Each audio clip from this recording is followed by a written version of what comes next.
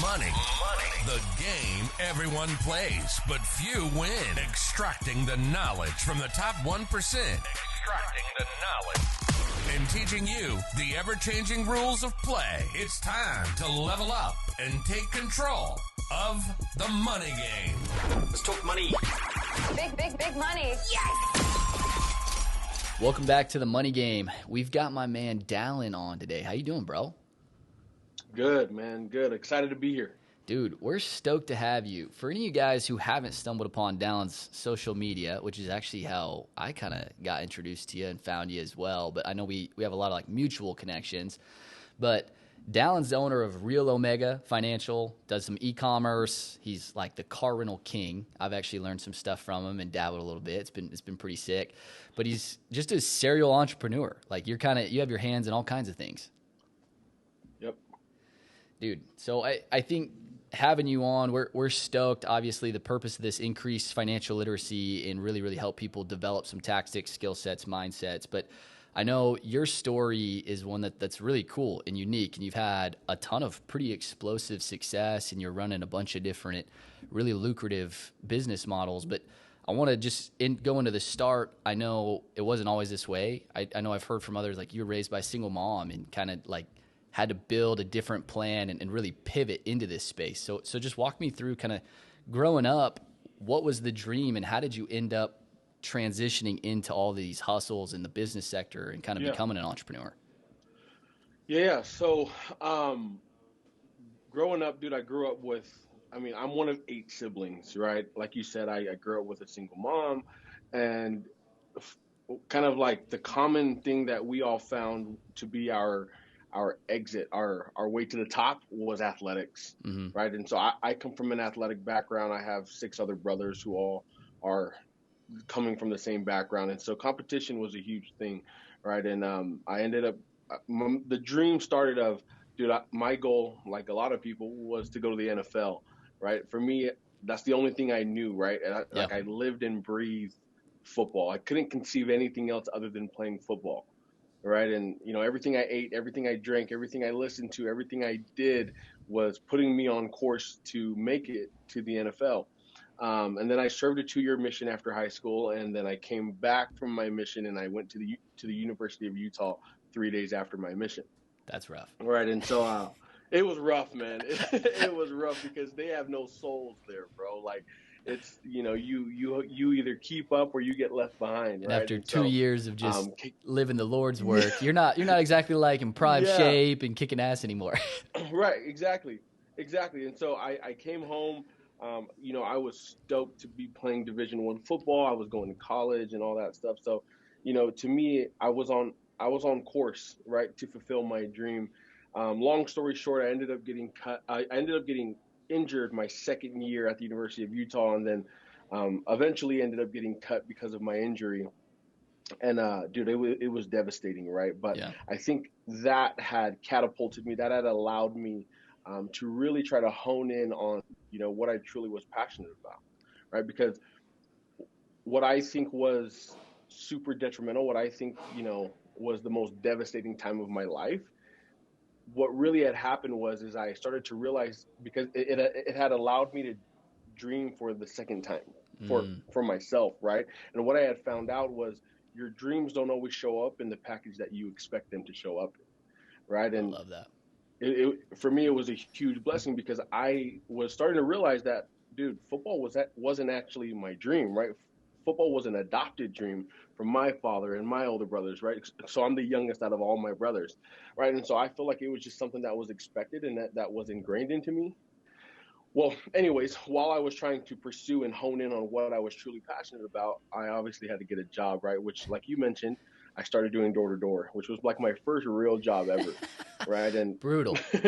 Dude, it was brutal, bro. Like, the transition from football to door-to-door is pretty similar as far as like competition and hard work goes. Yeah, a lot of grit, a lot of tenacity. Yeah. A lot of hoorah. Yeah, and you got to be a team player, right? And so it helped me transition pretty smoothly. However, door-to-door was hard, right? And I think my first year I did so I was at Vivint for 2 years. My first year was I did absolutely horrible, and even my second year I did okay. But my second year is when I started to dabble in the recruiting game, so I was able to like take a team. I started to manage them, Yeah. and that's truly where I found what I was passionate about, right? Where as I started to recruit, I had taken these friends of mine under my wings, right? And where I got excited, and you could probably relate, bro. Like I obviously love getting paid every week from Vivint, but what got me more excited was seeing my guys get paid, Start to just right? level up. Yeah. Yeah, dude, I started to get pumped, right? Because one, I felt responsible for putting them on, so if they didn't get paid, I felt bad, Totally. right? But on the flip side, when they did get paid, dude, I was stoked, bro. And so I think that's where I truly found my passion was, dude, I just wanted to help people. Yeah. Dude, You know what I'm saying? I love this too, because just for a sec, I want to kind of like highlight some of the stuff you just mentioned. I think a lot of people, and I'm sure you probably relate to this too, dude. I did the athletic thing, so many buddies. We all like, growing up, I feel like you eat, sleep, and breathe what you think, like your sport is what you think you love. But sometimes, and some people it is, right? They're going to go coach, they're going to do whatever. They're always going to be involved in that game.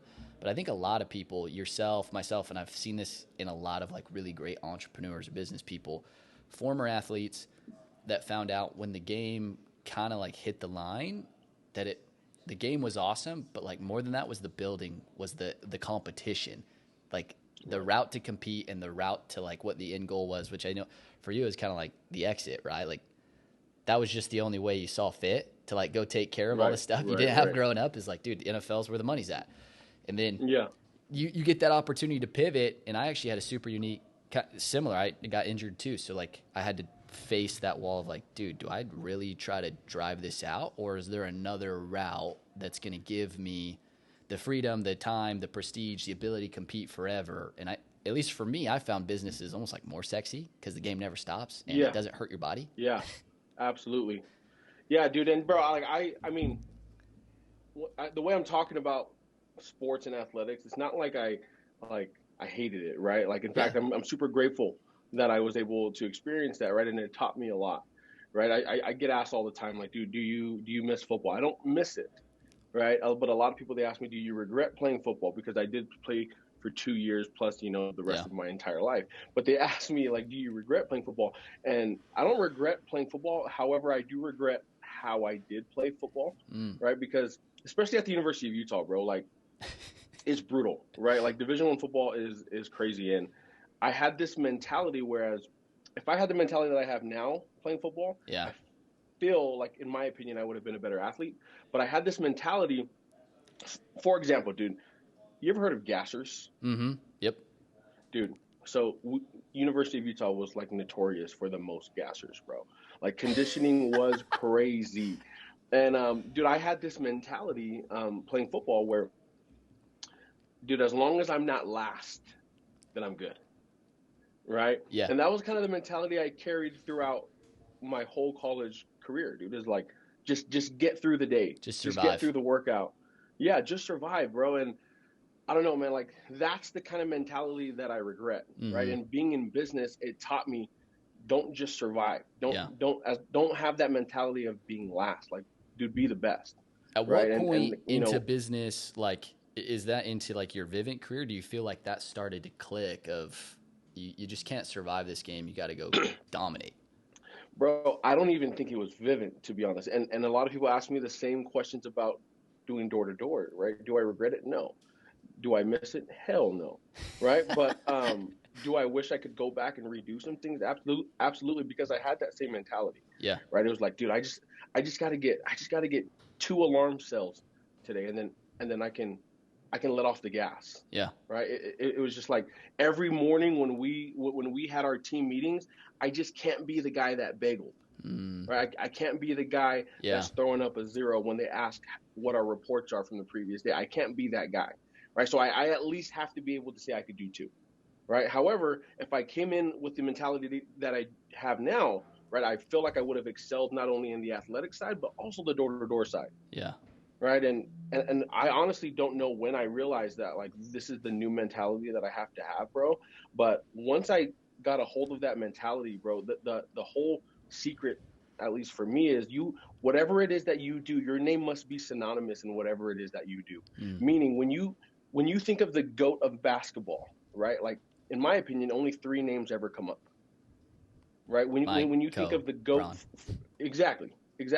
When you think of the GOAT of soccer, and I don't even watch soccer, but typically when I ask people that, it's only 2 people that come up, right? Ronaldo. They say Ronaldo and freaking Messi, right? So it's like, what I mean, bro, is your name must become synonymous in whatever it is that you do. When you're living with when you're attacking life with the mentality of like, I just got to get by, you're never going to be synonymous. You're never going to be the GOAT, right? And so I really, I don't regret anything that I've done.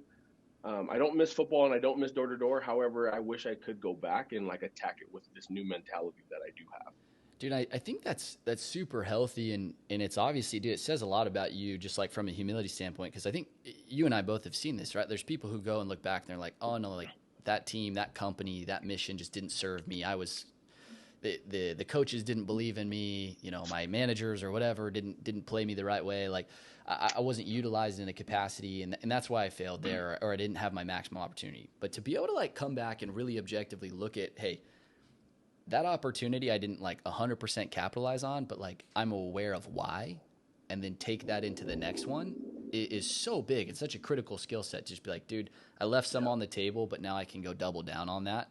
And I want to just jump back in. So obviously you get into door to door kind of out of necessity, probably just quickest way to make buck. Everybody out in Utah is doing it. It's like, oh man, dude, we can go out, we can make all this money. It's going to be sick. And you start to learn sales, and sales door to door is pretty gruel. Like it's brutal. It's raw. Like you're doing the marketing and the sales side all at once, but you're obviously going through that. And I know like this time you get married, right? And so like, what happens next? Like you're starting to learn how to create some income, but it's not your ideal situation. How does that stack into like where you go next? Bro, I love that question. So I got married after my second year of doing door to door, right? Like right after. I think I came home in August, and I ended up our wedding was in October, right? And dude, I had made the most money that second year doing door to door ever in my whole entire life, dude. So I don't come from money, right? Yeah. And at the time, I think I made like 80 grand. That was the most money I'd ever touched, bro. Which is killer in the summer. Right. It's not bad. I was super stoked at the time. Yeah. And dude, I always believe that like when you first start making money, dude, you have to get some things out of your system, right? Good or bad. And dude, I got it out of my system so fast, and I got it out of my account so fast, bro. So not only did I pay for the wedding, but I had decided to like be extra, and I purchased a Range Rover for my wife as a wedding gift. Let's go. And then after that, we went on a honeymoon to Cabo for 3 weeks. Like, dude, we didn't like take it easy, bro. Like, I was gone for like 3 weeks, bro. And and I was trying to be strategic with it, right? Because we had just gotten this new apartment, and I was like, okay, we're gonna go on this honeymoon, and then I'm gonna put some cash to the side for our next month's worth of expenses, right? So that way we can just go out to Cabo, not worry about expenses, and we can just have fun. Well, dude, so I had paid off like all these credit cards, and I had stashed some money to the side. And when I had, and then so with Cabo, you have to pre-book certain excursions, right? And so I had pre-booked them on a certain credit card, and then when you get to the excursion, they'll charge that credit card, right? Yeah. And so I had pre-booked all these excursions. I'm talking about 3 weeks worth of excursions, bro. And dude, we get to Cabo. That makes $80K and just swings the pinata open. Yeah, yep, dude. And so I had just pre-booked my hotels, like my excursions, all on this one American Express card. And when I had gotten to Cabo, bro, they told me they don't accept American Express. And so I was like, holy shit. So what I did was the money that we had set aside for the next month's bills, I had to use that money, right? And dude, me and my wife like looked at each other like, damn, we don't know what we're gonna do, man. And I was like, okay, we'll just figure it out, right? And that's the mentality I live by, bro. Yeah. Like, even to this day, it's a good thing and it's a bad thing. I was like, we'll just figure it out later. Anyways, we had a blast in Cabo, but when we got home, we literally had no money. Like, I mean, I had all these American Express cards that were all open, but you can't pay a lot of bills with American Express cards, Yeah. right? And so I was like, no worries, like when you do door to door, I could knock in the off season, Yeah. right? You're like, no sweat. However, it I was made holiday 80. I can season. figure it out. Yeah, right. However, it was holiday season. It was freezing cold here in Utah, and so like no one wanted to answer their doors, and when they did answer their door, like no one wanted to spend money, right? And so, anyways, bro, this was like at my lowest point, I think, in my marriage, dude. So I want to pin this before we move on real quick, because this is awesome, and I love that, dude, that you talk about this, because it's so awesome seeing where you've come and how you've developed. I'm like, there's definitely some lessons that you and I'm sure your wife, like, dude, took from this moment. Like, as funny as it is now, laughing because you guys made it out, but it's like, dude, so many people will go make 80, 100, 200 for the first time, and dude, just gaslight it. Yeah. Just gaslight that thing, because we have no concept of like, oh, maybe I should probably have like 4 or 5 times what the car costs, 5, 6 times what the shit costs before I put it on the card. Not me, bro. I started buying cars out of my league way too early, bro. And so anyways, dude, so we get home and I was like, okay, this door-to-door thing's not working out. So I told my wife, I said, hey, I have this great idea. Like, I think it'd be fun. Just trying to like convince myself that I'm trying to like convince her that this is what I really want to do, even though it was a lie. Yeah. I was like, babe, I have this dope idea. I'm going to be a DoorDash driver. She's like, a DoorDash driver? Why would you do that? I was like, no, I just think it would be a fun experience, right? Like, it's something new, right? So I'm literally trying to convince myself that that's the situation that I want to be in, even though it wasn't, right? And so long story short, I was a DoorDash driver for like 2 months. And then, so that month where we were short on our bills, obviously I was a DoorDash driver and we didn't make enough money. We weren't even close. I think we were like $1,000 short or something, bro. And dude, this is when I realized, bro, like, I believe that everyone has to face this moment where they have to realize, like, it's like a self-assessment type of moment where they have to realize that, dude, I may be a piece of shit. Like, I have to step up. Yeah. Right. And dude, and this was my moment because my wife has serious FOMO. And so it's like 11 o'clock at night, maybe midnight. And my wife is sitting in my passenger seat while I'm in a Range Rover. She's sitting in the passenger seat and I'm dropping off like Chick-fil-A and McDonald's to people's houses, bro.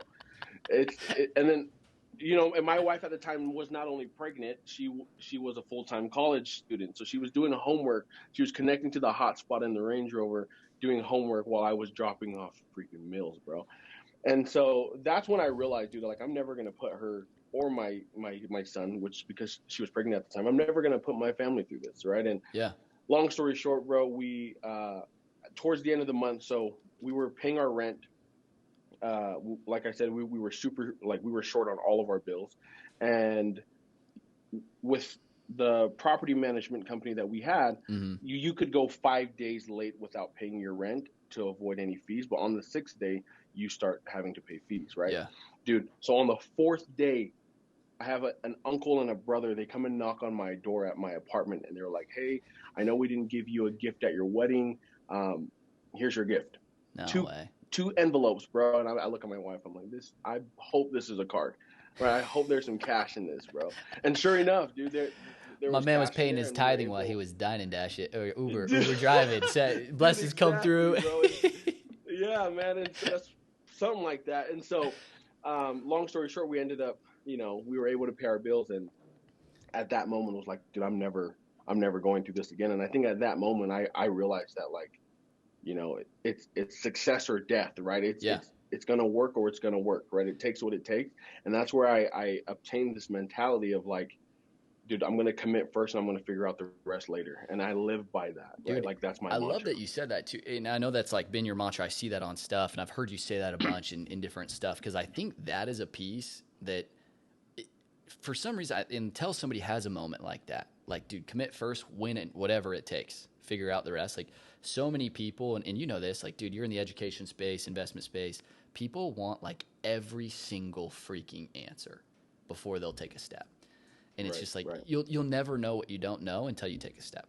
Like, it just doesn't happen. It's just like, dude, you go out, you do door to door, like, you're knocking, like, dude, you don't know how to pitch until you get your freaking shit rocked like 40 doors in a row. Like, you don't know how to build it until you're just like, dude, no matter what, I'm unconditionally committed to this project, providing for my family and my child that's on the, like, they're not going to feel what I feel right now, like, ever again. And that's a Right. dangerous place in a good way for a guy to be. No, yeah, for sure. And dude, I actually learned that concept. I had went to an event over in Orlando. It was a business seminar, and the keynote speaker was Tony Robbins, and he calls it the threshold of control, right? And what that means is you basically put yourself in a corner, right? Your back is up against the wall, and you give yourself no choice to figure it out, Yeah. right? And he uses the example of trying to learn a language, right? If you were to learn Spanish, you could take a class and you can learn like how to pronounce everything correctly, how to do all, things the right way, how to do it properly, or you can just go drop yourself off in Mexico for 4 months, right? And so he was saying that that's an example of the threshold of control. And for me, that I really resonated with that, right? Because, there's a lot of things I don't know, right? Yeah. And a lot of businesses that I've started where I wasn't the smartest person in the room or in the business, right? But, I just, with that mentality, dude, I bite off as much as I can chew, and then I figure out how to chew the rest later. Dude, I love that. And then, so obviously we're sitting here, you just got rent paid for. How does the next thing, what's the first thing that you start as you're kind of on this journey? Like, how do you dig yourself out? What's the idea? What's the execution?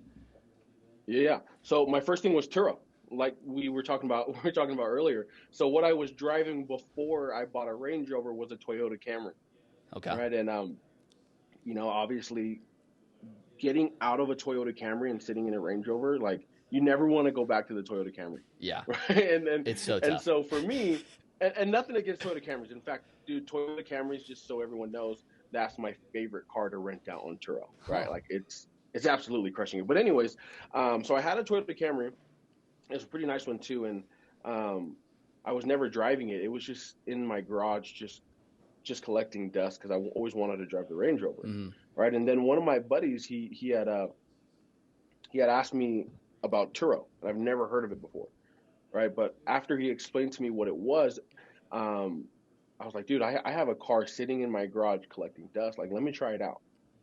And dude, like, I mean, again, that's where it all started, man. That's where I started the rental car journey, bro. And so just from there, you start renting out the Camry or the Range. How do you, because I feel like this is where a lot of people, right, they'll go test something and it's like, it's kind of cool. Like, how do you then start scaling that up? So now you dig yourself out, and like this becomes the catalyst to all the other stuff you're doing? Yeah. So kind of. And dude, a lot of the businesses that I've started, man, I wouldn't say that I have like a secret sauce or like a secret ingredient. A lot of them, they were just an opportunity that I saw, and I just took advantage of it. Right. So I had one of my buddies, he was in Hawaii at the time, and he was coming to vacation here in Utah. He was bringing his whole family, and he's like, dude, do you like, and this was in like the midst of COVID. And he was like, bro, all the like Enterprise, Avis, Budget, all the car rental agencies, like they're all out of cars, and the cars that they do have, they're super expensive. He was like, do you know anyone renting their car out through Turo? I was like, dude, me. Like, and at the time I was like, I had just been getting started, bro. Like, I had just been yeah, so dude, like, I didn't I got really you. know too much about I'm the guy. Yeah. And he was like, well, we're looking for an SUV. I was like, and keep in mind at the time I only had my Camry listed, right? And he's like, well, we're looking for an SUV. I was like, dude, like, I have the Range Rover. Right, like, and so I went on that night, I listed my Range Rover, and I sent him the link. And anyways, long story short, he had the car for like a week. I made, probably like $800, and then as soon as his trip was done, I had like 6 or 7 other trips that were booked on the Range Rover. Right, so I was booked for like 2 months on the Range Rover, and I was booked for like 2 months on the Camry. Right, and so for me, the way I think about things, how I scale, it's nothing crazy, is if I'm making $1,000 per month on one car, and I want to make $10,000 a month, that means I just got to get 10 cars, right? Yeah. And so that's kind of the mentality that I had. After the first month of me doing Turo, I told myself, okay, I'm going to go out and get more cars. Okay, and I had gotten 6 cars in one day, and basically how I did it was, I've always had good credit. Okay, that was something that my mom really helped us out with. So I had gone to this dealership here in Utah, and there's like this strip mall of just different dealerships, Mm-hmm. right? I walked in there and I said, hey, what can you approve me for? They were like, how much money do you want to put down? I was like, I don't have any money. Like, I don't want to put any money down, right? And they're like, okay, well, let's just see what we can get you approved for, right? So they got me approved for one, right? It was a Mercedes-Benz C300. Okay, they're like, okay, you're all ready to go. We're going to get the car detailed, and then it's yours. So while they were detailing the car, I walked across the street to another dealership, and I did the same thing, right? And I did that 6 times until the 7th time I finally got denied, right? And now my biggest issue was like, okay, crap, like, how am I going to get all these cars home, right? And so, dude, I was literally driving my cars home, getting in an Uber, coming back, driving the next car home. But again, like awesome. I was listing my cars on Turo at the dealership, bro. Like it was crazy, and I was getting bookings like crazy. So now I have 18 cars right now listed, and dude, it's been awesome. But I think that's what kind of got me into my other businesses, right? While I was going through that process of purchasing vehicles, it helped me understand what my credit report needed to look like for lenders to approve me with no money down. Right? Because a lot of people, they really, really focus on your FICO score. They really focus on your credit score. Yeah. Right. But there's like 6 points in your credit report that collectively accumulate to that score. Right. And so if those 6 points aren't in a certain spot, although your score may be decent, if one of those 6 points aren't checked off, a lender's not going to approve you. Well, at least for no money down. What have you seen just as you're doing the no money down? What are kind of just like some of the macro things that your credit score, for people listening, like those metrics that they would need to have if they're going to play in that space? Yeah. So obviously your DTI, right? So your utilization is the biggest thing, right? So that's just whatever debt or whatever credit you have that like available amongst all of your credit cards versus how much of that availability of that, I guess, credit is used, right? So your open credit, how much of your utilization of like what they're willing to give you versus what you actually have on it. Right. And yeah, that's a better way to explain it. And so a lot of people, they say you want to stay within they say you want to stay about around like 20 to 30%. Yeah. Right. But what I found to be super helpful is if you keep it under 10%. Right. And again, I'm talking about cars here. For like maximal ability to create. 30% is, maybe 30% is good for like if you're trying to get a mortgage. Right. Yeah. But I'm talking cars, no money down. Right. You want to keep it under 10%. Right. And I think the biggest thing that a lot of people overlook is your card credit. Right. And so what that means is your card credit is whatever cars you have financed in the past, they'll take your highest auto loan that you've received in the past, and they'll usually double it. Meaning let's say if you have a $50,000 car, typically you can get a $100,000 car as long as your credit report is all. You've never missed the payments. You got everything dialed in. Yeah. As long as it's all structured the right way, you can typically go double whatever your highest auto loan was in the past. Interesting. And that's how you can get approved for $0 down. And so, for example, I always knew, like, there was this car that I've always wanted, right? And it cost $300,000. And I always knew I wanted that car, right? However, I remember I was driving the Range Rover, and then I immediately, like, once I started to make money, I immediately went to go and try to get that car. And they asked for $100,000 down. I was like, there's no way I'm going to put $100,000 down for a car, right? And so they explained to me what car credit was, right? Where I had a Range Rover, I paid $65,000, right? And so they were saying maybe you should go and try to shoot for like a $110,000 or $120,000 car, right? And then after that, then you go and try to get in like $180,000 or maybe a $200,000 car. Step your way up for the lending. Exactly, you have to baby step your way up. And then at that point, you have enough trade lines, you have enough car credit, where then you can go and attempt to try to get that $300,000 car with no money down. And for you, does that make sense? Yeah, absolutely. And I think for everybody listening too, we definitely want to identify the cars that you're buying in these categories, right? Like you're not just paying the payment on your own. Like your focus is how do I turn these things into assets, which is like a different lens than most people buying cars, right? Most people go buy what's the biggest, baddest Benz range I can afford, and then they're strapped against payment. But you're turning these things into $1,000 a month cash flow per car, which is sick. Dude, my saying is if it got wheels, it could make deals, man. Like, and my whole thing is, dude, I'm trying to turn a liability on wheels into an asset making deals, bro. And that's what it's all about, man. Like, dude, I've never been a car guy. In fact, I'm a truck guy. Okay. Right? And the only car that I don't rent out is my truck. Like that's my baby. Right, That's dude, the one like the Lambos, the McLarens, all that stuff you see, dude, I don't care about any of that stuff. I'm too big to fit in those cars, right? Like, dude, I prefer trucks. I don't have that problem, right? bro. I'm like 5'9", $170, so I'm chilling. Right, yeah, dude. And so for me, these cars, I was looking them as assets, right? But it also was helping my brand, Yeah. right, in building and scaling my other businesses, right? Because people were seeing all the cars. Which dude. I want to hone on that for a sec too, because I think that's like such an integral part of people building businesses right now. Like, dude, you have a pretty elite social media following. Like, you have a great brand. You've developed, like, even you guys are selling merch now based off of all the businesses that you've put out, which is so cool. Like, as you're building that and you're developing, like, how did you notice? When did you start to realize? Because I think these are some elite mindsets. Like, it might sound super normal to you, but you know this. Like, a lot of people are not looking, oh man, like, dude, I could turn a Lambo into my paycheck. Like, that seems impossible. Yeah.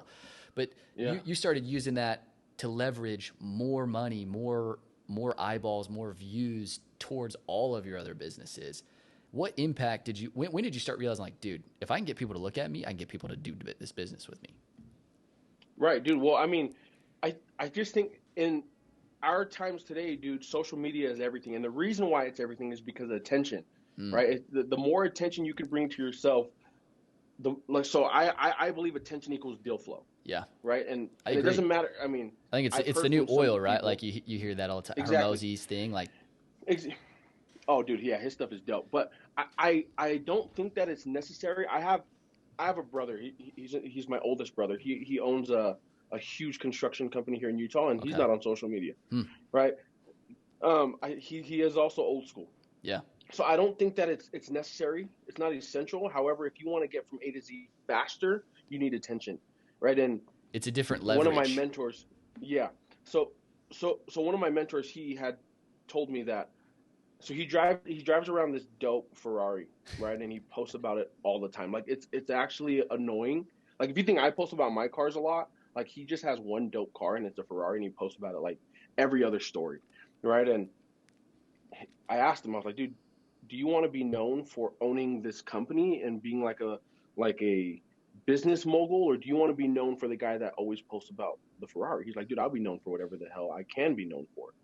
I was like, right. I was like, he was like, good or bad, right? There's another example. His name is Ryan Pineda. I'm sure everyone knows about him, right? But he came out with this podcast where he was explaining how people were making fun of his hair, right? And so he started to dye his hair different colors. Yeah. Just to create the conversations. So exactly, right? Where, he was getting negative comments, he was getting positive comments, right? But all of that was helping him in Instagram's algorithms to be seen more. You know what I'm saying? Dude, and I love that. I look at a lot of... Just on your point real quick, I think that's a threshold that's hard for a lot of people to get through, because I had a guy on my podcast, and he has some like ultra high net people, and I asked, like, dude, what the freak do these guys have? He's like, the number one thing that some of these guys have is they just do not care what anybody thinks. If it moves the needle in their favor, they do it. They double, triple, quadruple down on it. And that's like exactly what you're talking about, right? He's like, dude, Pineda's putting a bunch of goofy hair out there, and he's like, dude, people are talking shit. People are like it. Some people don't. It doesn't matter because it's creating a ton of attention for me. Right. Bro, it's like Liver King, bro. Like, have you seen Liver King stuff? I still think that was intentional, man. I think the whole thing was 100%. Like, always like, 100%. Dude, nobody doesn't believe I'm not on roids, but I'll announce that in a year. Yeah. And now he's 100%. Yeah. Dude, and it's helped him with all of his other businesses that he has, right? Like, now dude can launch any product he wants, and it'll be $1 million product, like, which is such a different marketplace that we're in. Gap, like it used to be, right? Like 30 years ago, I was talking about this some other day. Like, you had to like develop product and market fit first, and now it's like, dude, if you could just get eyeballs, then you can just find the product later, which is nuts. Yeah, that's crazy. Yeah, dude, I was reading this thing about The Rock. The Rock has made more money from his tequila brand than he has from acting, from wrestling, and his he owns the water. It's called Voss. He has made more money from his tequila brand than he has from all of his other businesses combined. Which is hard for people to understand, but like, I think you and I both see this, and especially I want to we'll reverse back into your story here in a sec, but it's like we disregard like the stack that led to the exponential rate of return, right? Whether that's your investment as your nest egg gets bigger, like $1 million compounds way faster than $10,000. And it's like, the acting, the notoriety, the skills, the businesses, the movies, the ones that sucked from WWE to everything now stacked to this, like, he just has a huge fan base. Like, anything he puts out is going to be gold.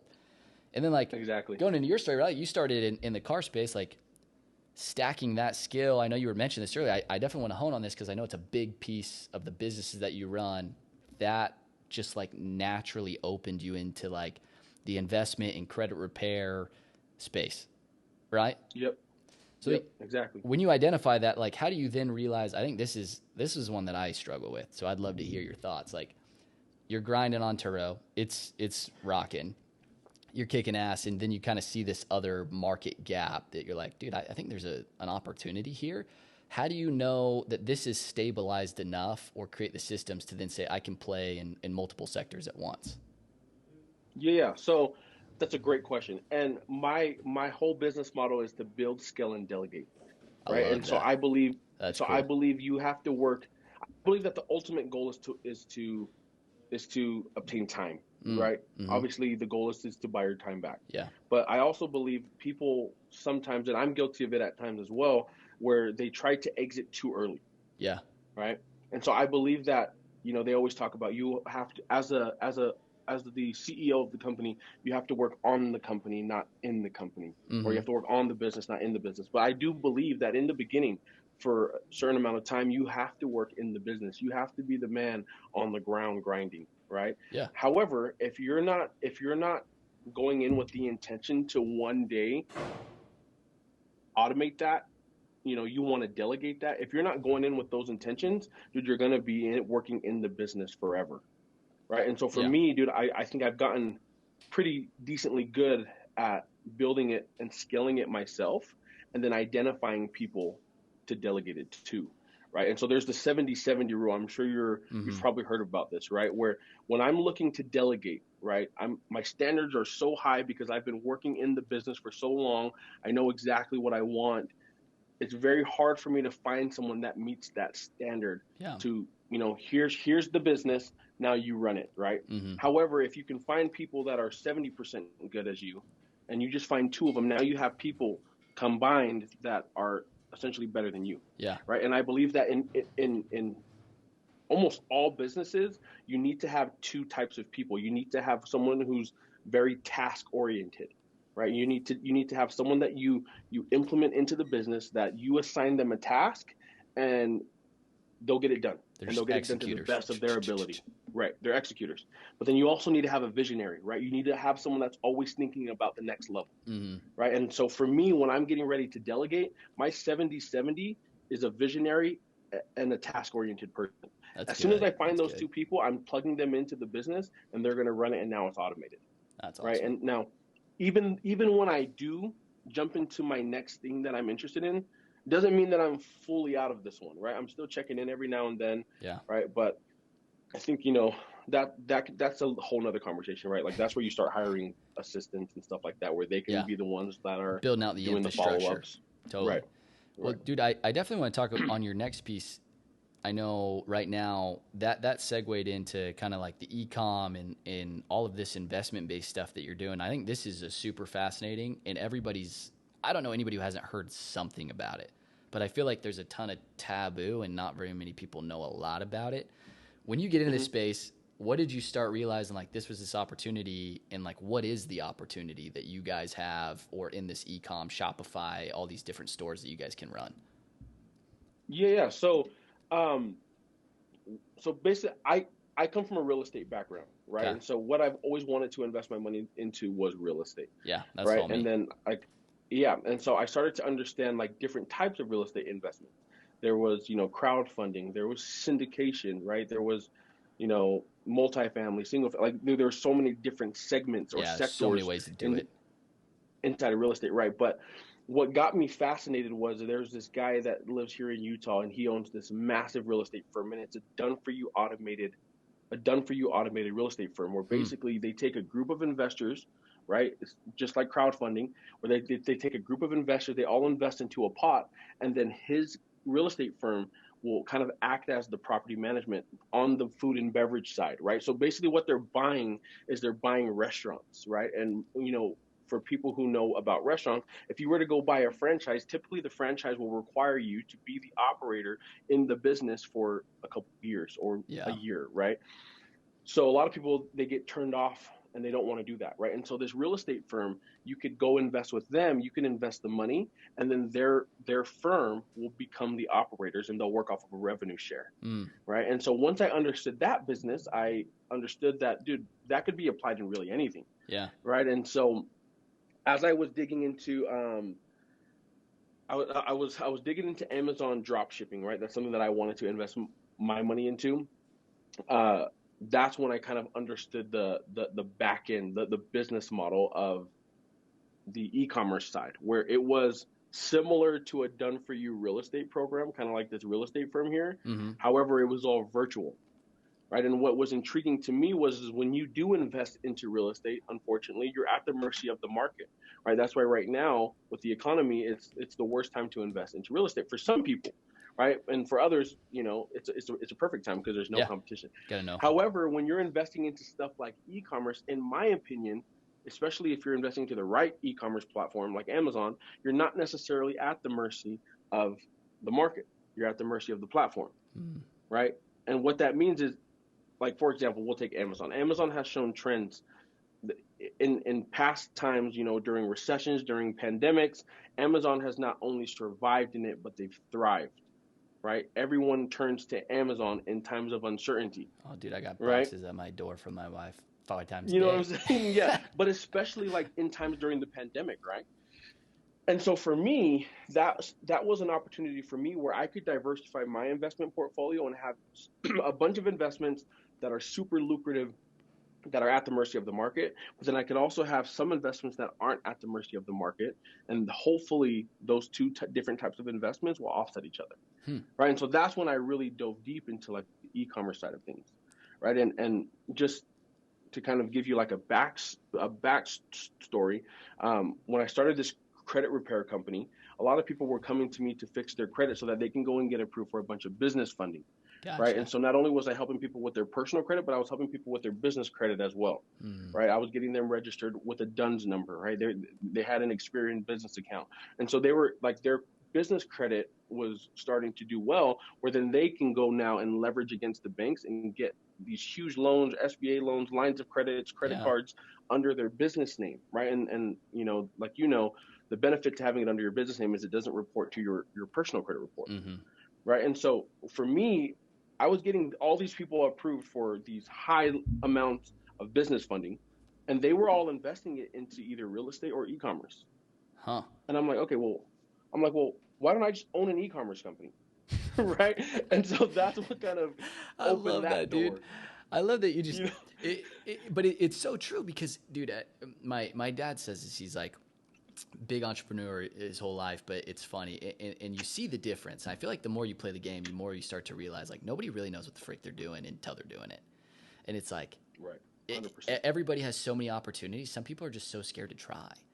It's like, oh, all these people are buying e-com stores. Hey, I sell e-com stores. Did you know that? Like, not yet, but I will. Yeah. So that's basically how I got started. And in the beginning, there was this company over in Miami. They were doing like the analytics and the logistics inside of warehouses for e-commerce. And so I called them up. I hit them up on Instagram. I got their number. We hopped on a phone call, and I asked them if I could white label their services. That's really how it started. Yeah. Right. So I called them. They had something going good. I ended up buying a store from them as well. It was awesome. So I called them. I asked them if I could white label their services as my own. Right. And so now I put that under an S corp, and now I owned an e-commerce company. Right. And so every client that was hitting me up about e-commerce stores, I was sending them to this company over in Miami. Gotcha. Now, like you said, a lot of people, they get started and they have no idea what they're doing. Right. And so that was me. Yeah. Right. I was just sending them over. And then I realized that I didn't have any control. Right. And I was sending over people that, were pretty close to me. Right. And so I needed to understand now how to not white label, how to make it my own service. So you can handle the fulfillment operations and make sure people are taken care of. Right. And that's where we're at now. That's sick. And so just for everybody listening, because I get asked about this all the time, and honestly, it's a space. I'm big on the real estate side. I've never done anything in the e-com store, but like, what is the opportunity with you guys when somebody comes in? What is that like partnership? Obviously, it's done for you, but like, what's kind of like the synergistic partnership of what you guys are looking for when somebody does purchase one of your services? So in regards to e-commerce, we work off of a joint venture. Okay. And so a lot of people, when they come in, what we don't want people to think is that you're coming in and that you're just going to be giving us money and that it's going to be all passive. Because, I mean, you and I can both agree that nothing in life is truly passive. Mm-hmm. You know what I'm saying? There's always a little bit of work. And so how we've structured it now is basically we take you as the funding partner. Okay. And then we come in as the operating partners or the working partners. Okay. And so we tell our client, okay, here are your roles. Right, you take care of all the finances. Right, you pay for inventory. Right, you handle payroll. Right, like this is a full-fledged business. Right, This isn't a side hustle. Gotcha. Right, and then we come in as the operators. We handle the analytics, the logistics, the shipping, the labeling, the customer support, the communication with the suppliers. Right, things that a lot of people don't want to do or don't know how to do. Yeah. Right, but we believe that together, right, you as the funding partner and us as the operating partners, we can make this business really like we can scale this business pretty big, which we have done, right? And so that's kind of our expectations when we bring on a new client. I like that it is much more realistic, because I've definitely seen some stuff out there on the e-com side. It's like, oh, just give us your money and it's 100% passive and yada yada yada. And I'm like, well, I mean, that sounds kind of nut. Like, maybe it is, maybe it isn't. But it's like when somebody tells me, like, dude, I want to buy my single family rental, it's gonna be passive income. I'm like, dude, you have no idea what you're talking about. Like, you buy a single family rental, it's gonna be anything but passive. Like, dude, especially if you're buying something sub 300K, like you're gonna be fixing shit all the time. Yep. But absolutely. I love, just for people listening, when somebody comes in as like a funding partner, right? Like, in your experience, what have you seen be the right funding partner? Because you just mentioned a couple things that I'm sure a lot of people have never done, right? Like manage payroll, like done invoices, or kind of set up an entity or tax, structural situation. Is that something that you guys, when you come in as a partner, have the ability to help? Because I know a lot of people probably from a base foundation don't have that side of knowledge. Oh, absolutely. Yeah. So when we onboard a new client, they get what's called it's called Omega's customer portal.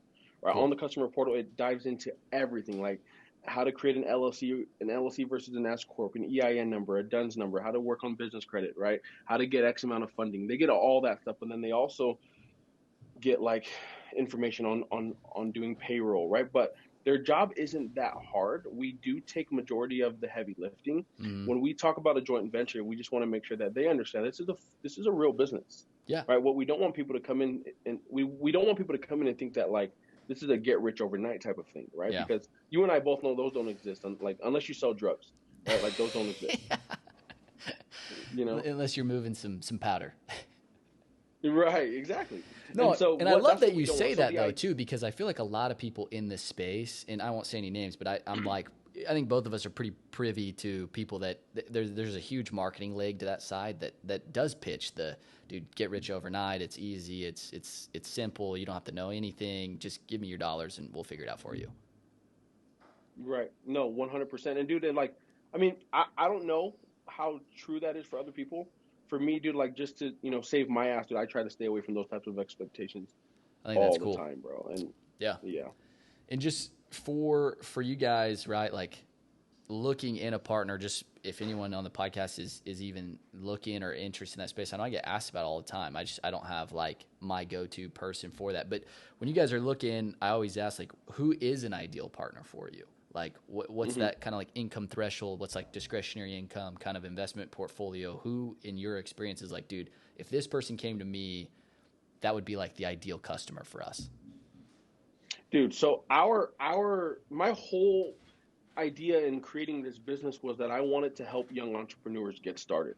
Cool. Right? I believe that e-commerce has a very low barrier of entry compared to a lot of other investments out there.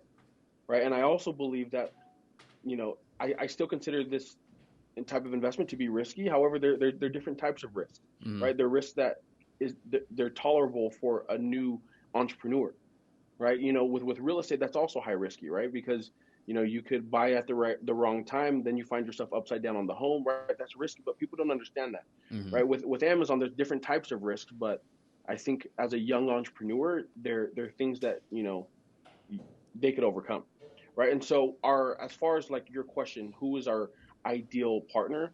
Dude, we didn't really set a high bar, right? Like really, we can take on anybody, and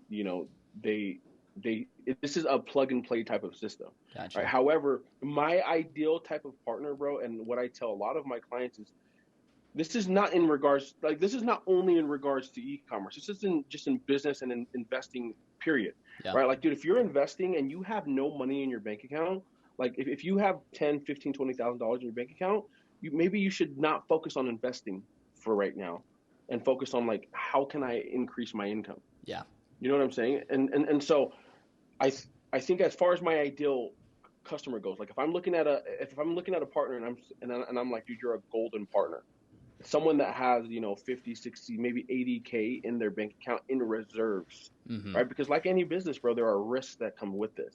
Yeah. Right. And my biggest fear is that, and dude, I've had to face this a lot of times where my biggest fear is someone comes in, they invest everything that they got into this, and then now they're stuck with, maybe it's the minimum payments. They're strapped to their house now. They can't go to $5 movies on Tuesday. Like, that's just not a good life to live, right? And so my ideal client is that if I get someone that comes in, they understand business, they know the expectations, and that they have some reserves, and they're not dude, I never tell anybody to invest all that they got, even though I do all. I've done that. I've definitely emptied the coffers. Yeah. But it is. I totally respect that though, because it's so different. Like I'm getting ready to do some of my first like bringing investors into real estate deals that we do. But historically, nice. I've done everything funded just between me and my partner. And so it's like with our money, it's like, dude, send it. Like I can handle my own expectations, but with somebody else's, it's like, look, let's be super open. Like don't be a dumbass. Like. Right. I don't want to be the one that's responsible for any type of tough time ever whatsoever. I can handle my own tough times because I know what I'm capable of. And I love that you're kind of like sixes on that. That's cool. Yeah, same way. Well, dude, I just out of respect for your time, I think there's a ton of stuff that we've talked about, and I always just mention this in every podcast for anybody listening. Like any of these sectors, the name of the game and the money game is really just like when you get exposed to something new, and we talked about somewhere, Dallin brought something up, like go study it, go Google it, go hit the YouTube, just go dive into something that's interesting to you. Cause like Dallin said, you're kind of your tagline, like just commit first and then figure the rest out. And that's such good advice to go launch and level up your life. Like if you're not committed, you're not unconditionally committed, it doesn't matter what you know, like you'll never pull it off anyway. But just for you kind of in final, do you have any just like parting words of advice for people that are, trying to increase that aspect of their life and just the way that they view their financial plan or game or strategy? Yeah. I think, I love the name of your podcast. And I think the topic about money is definitely something that should be talked about more. It's too taboo.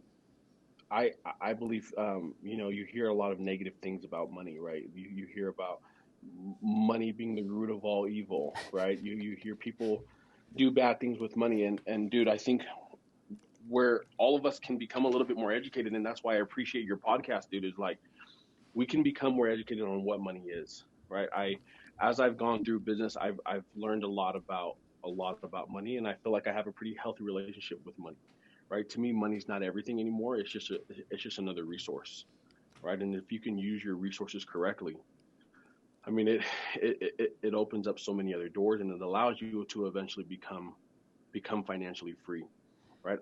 I believe money is a neutral thing, right? It makes you more of the type of person that you are, right? And so it's neutral in regards to if it's in the hands of a giving, kind person with more money, they can be even more giving and more kind, right? But if it's in the hands of an asshole, then it just typically makes them more of an asshole. Right. Dude, and agree. So I think a lot of us, we need to study this more. Like you said, the topic about money. And my last thing would be, in my opinion, when it comes to money, there's 4 different phases when it comes to money. Yeah. Right. Number 1, we all start off in survival mode. Mm-hmm. Right. So when we're just trying to pay the bills, we're living check to check. Right. We're just trying to figure out a way to make sure that we can survive. And then number 2, I believe, is status, right? Once you've made a little bit, you've made a little bit more of money. Now you want everyone to know that you're making some coin. Yeah. Right. And then there's number 3, which is freedom. I think number 3 is where a lot of people think that they want to end up, right? Where you're financially free. This is where you're not looking at price tags when you go out, right? This is where you can go eat at any restaurant, right? But I think the most important phase, which is the last phase, that's all about your purpose. That's the last phase. It's purpose, right? It's your mission, right? And I think as you go through business and as you evolve and grow through business, you'll understand why the purpose is so important. Right. And then I think that's why you start looking at money as more of a resource now to fulfill your purpose rather than, a way to become financially free. And so those are the 4 levels of money that I believe everyone has to go through. Dude, I love that. I love it. We could have had just clipped that whole thing. And if all you got out of this whole podcast was those last 4 things. And I love that it's sequential, because I think so many people think they can go from 0 to 4. And I just don't think you can respect, and you don't learn the lessons, and you don't become the person. At every level brings new insights and new paradigms and new relationships and new meanings to your life that I think eventually leads along that path. I don't know if you'd agree or Absolutely. not. No, 100%. They say the new you will cost the old you.